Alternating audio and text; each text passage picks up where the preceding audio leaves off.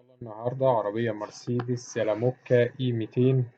العربية موديل 85، فيها رخصة سنة ونص، مرور دسوق بمحافظة الغربية.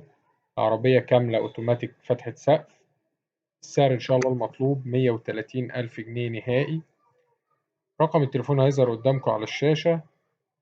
تاريخ العرض 24/4/2023.